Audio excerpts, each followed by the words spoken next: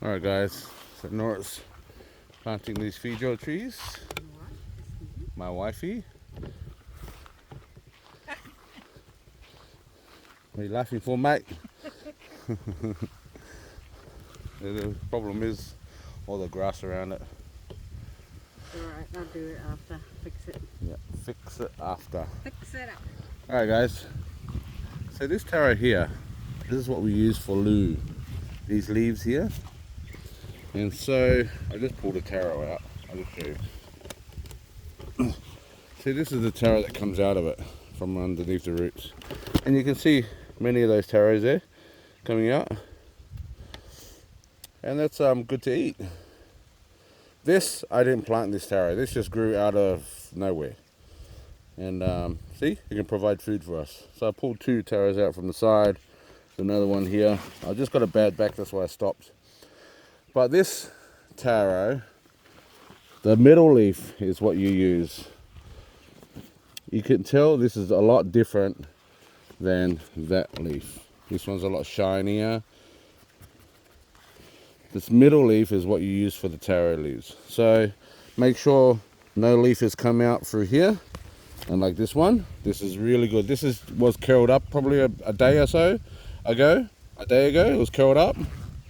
And it's finally come out. You can use the curled leaves or this one here, but none of the other leaves. Use the other leaves for loo or for your food.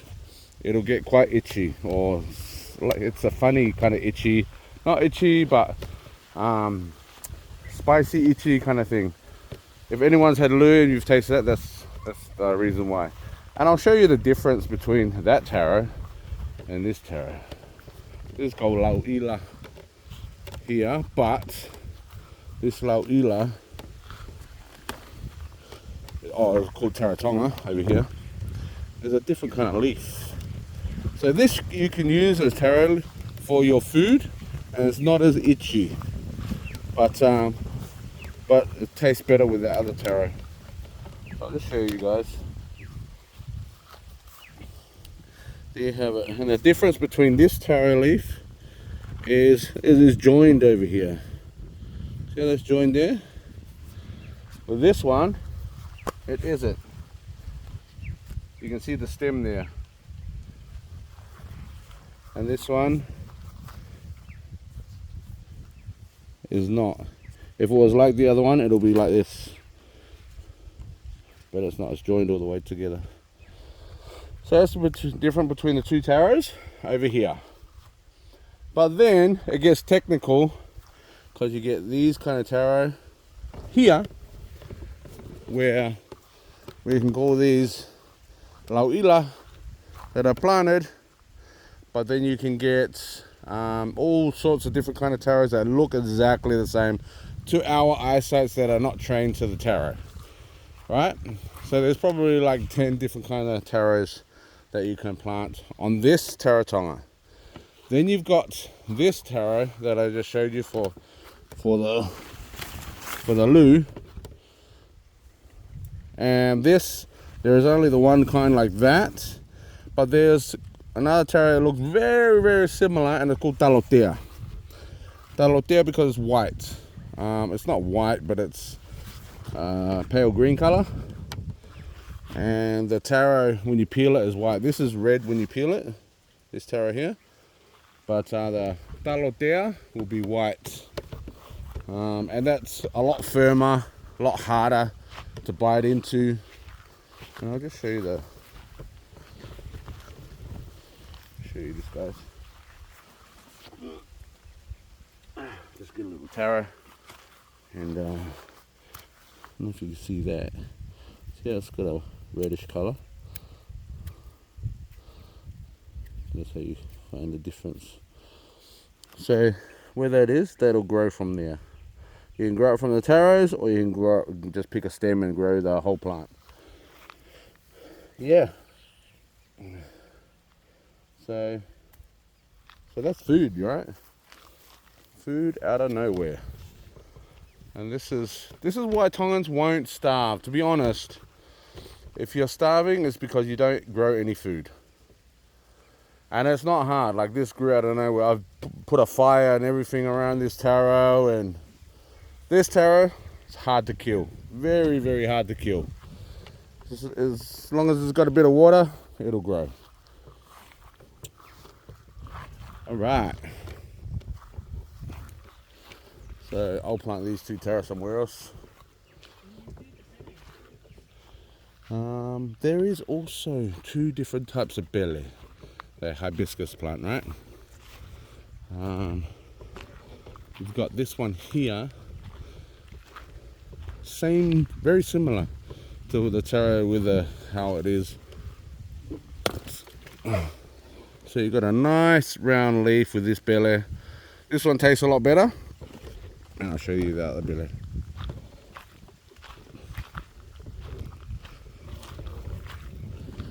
So this belly has more of a, what do you call it? You'll see it when the 2 difference in between the leaves. Just showed. Alright guys. So the difference between the leaves, the first one I picked off, nice and round, like that. And the second one is, see how that's got goes in and out like that. So that's your other belly. The round one tastes a lot better, to be honest. It cooks up a lot more softer, like what would you call it? Loo.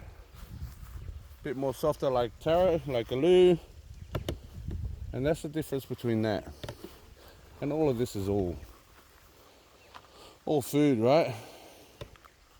And that was on the other side here. I cut it all back. All over here. Cut it all back to regrow again, because I wanted our taro to grow a little bit bigger. I was shading the taro. But this one out here is fine. I can cut that back as well. And we got some coffee. So this is bamboo. I got from Huffle, pulled out that plant from Huffle, and got some bamboo from there. And just planted it there, me and my cousin. I'll just show you this plant here. This is growing real fast. See that there? Moringa. Look how big it is. Just from that pole. This one here I've already cut back, because it was already leaning over from the wind. I cut it back and look at that, sprouting straight up. Sprouting all that. That grows real fast, right? Coming back. And it'll give it more root system to stay more solid. What's done, sweetheart? Your feet are all planted? 12 plants. Beautiful. So we got another like 20 at the back to go. And that's fine. I planted also a tava tree. It's like a lychee, but bigger. A lot bigger than lychee, and not as juicy, but I just planted it here. See that plant there? It's a tava tree. So I planted that there, pull out all these taro around it, and weed around that. But that's very similar to a lychee. A Tongan version of a lychee. A lot bigger. And a lot, just a lot bigger. But it doesn't have the bumps. It's got a smooth outside of the tava.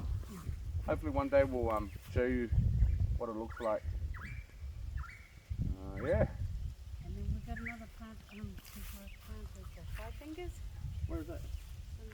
Oh, we got a star fruit, I think it's called. 5 fingers, or we call it manganima over here. And we've got another one of those plants, so hopefully that'll fruit in the years to come. But this little plot right here has got plenty of trees. Right on the outside, you've got kauri trees on the borderline.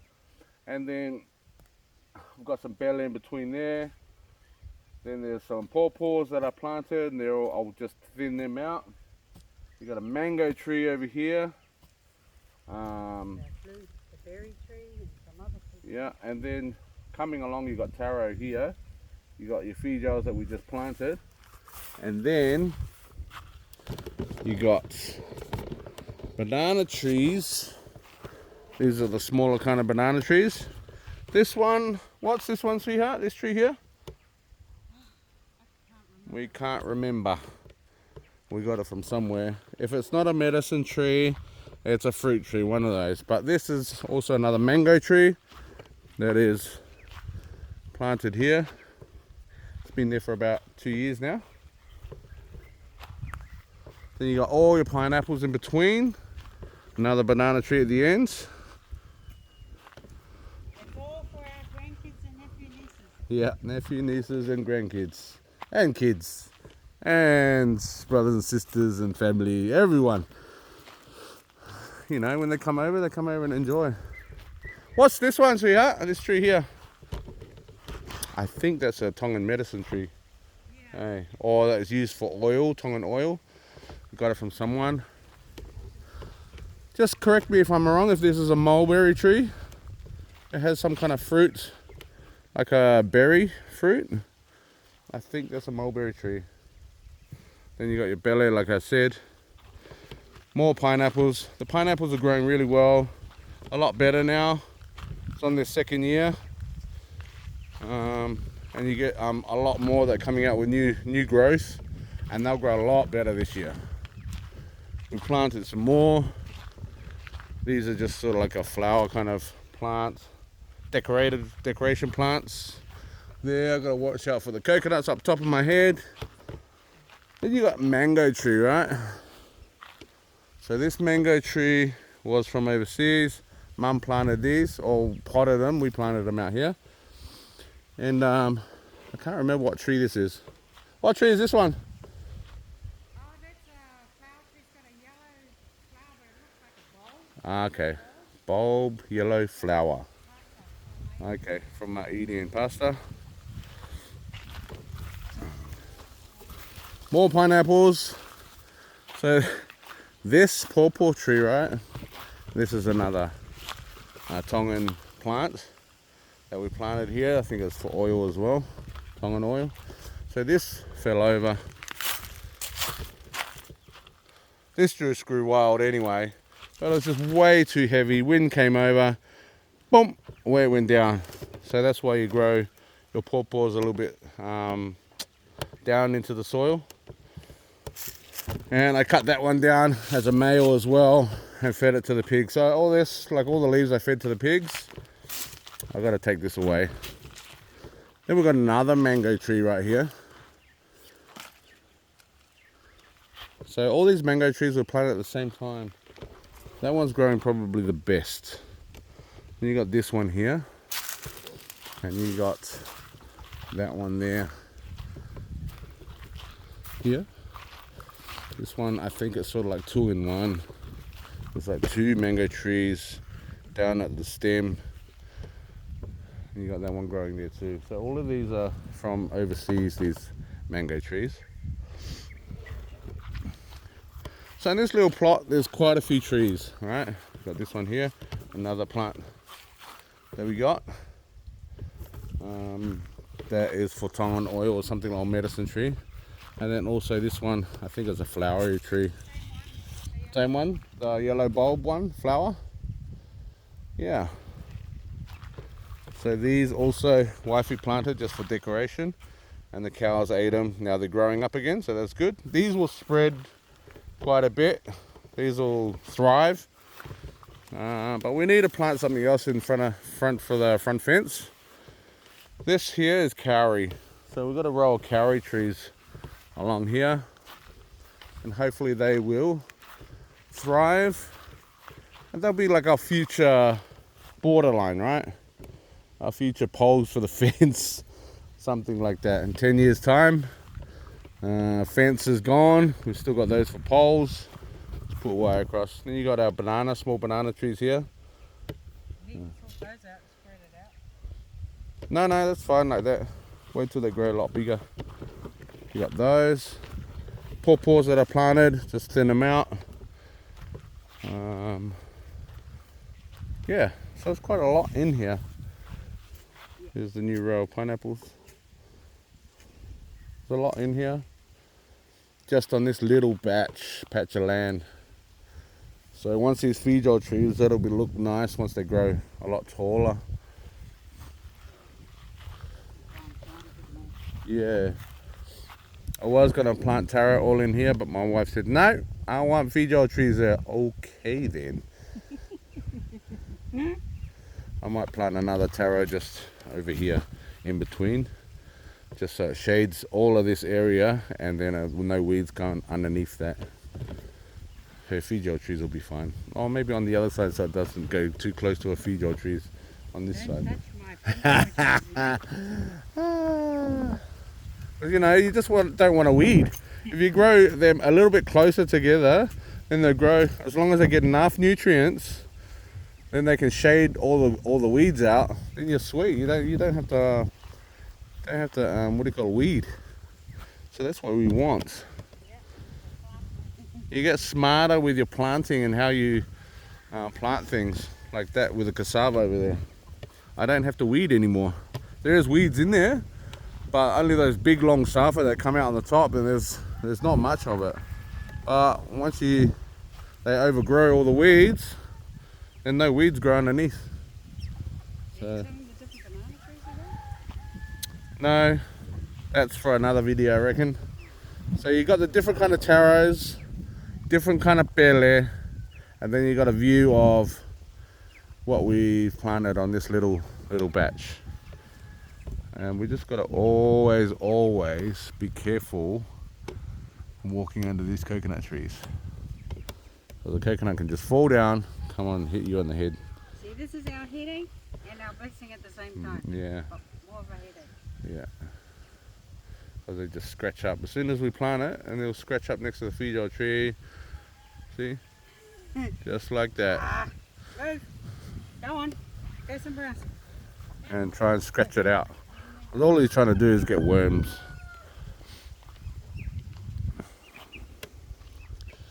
So yeah, that's one thing that I notice with a lot of people not knowing the different kind of taros.